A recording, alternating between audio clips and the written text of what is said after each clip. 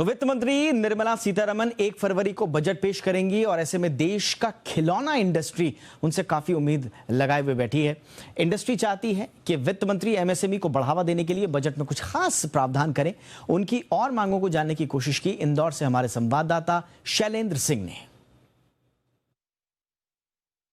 WTO में हो सकता है शायद कुछ त्रुटि रह गई हो, जिसके कारण ऐसे आइटम भी इंपोर्ट कर लिए जिसकी ज़रूरत इंडिया के अंदर कभी थी ही नहीं, जैसे कि टॉय एक आप जो बोल रहे हैं। इस बार के बजट में भी उम्मीद है कि MSME को विशेष कोई दर्जा दिया जाएगा। जिस तरह वो एक्साइज की छूट पहले मिलती थी, वो अब शायद फिर से कुछ न कुछ उसके बदले में गवर्नमेंट देने के लिए सोच रही है, ऐसा अनुमान लगाया जा रहा है। सिंगल विंडो सिस्टम कहने और सुनने के लिए बहुत अच्छा लगता है, लेकिन जब हम सिंगल विंडो पे जाते हैं तो प्राय देखा गया कि एक विंडो और बढ़ जाती है।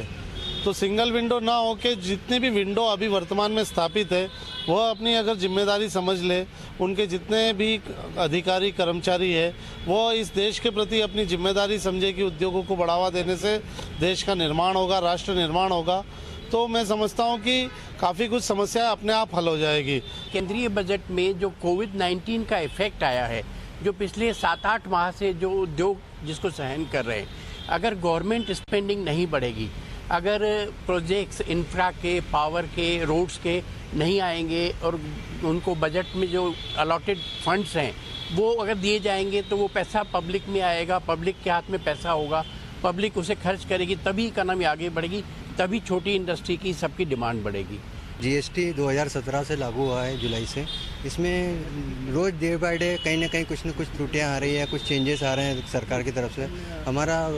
सुझाव यह है कि वित्त मंत्री जी इस पे ध्यान देकर छोटे उद्योगों को बढ़ावा देने के लिए, जैसे अभी जनवरी 2021 से उन्होंने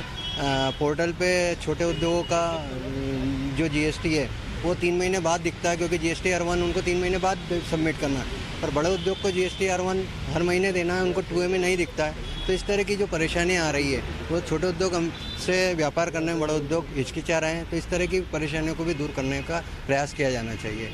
तो इंदौर के जो व्यवसायी हैं उनका ये कहना है कि हम लोग अच्छे से काम कर पाएँ, उसके लिए टैक्सेशन से लेकर GST और सारी जो सुविधाएं हैं उनको सरलीकरण किया जाए, ताकि अधिक से अधिक लोग जो है वो उन उद्योग धंधों में आएँ और MSME के माध्यम से वो अपने रोजगार स्थापित करें और इंदौर जो है वो दिनों दिन तरक्की करे। कैमरामैन राजू के साथ शैलेंद्र सिंह, जी मीडिया, इंदौर।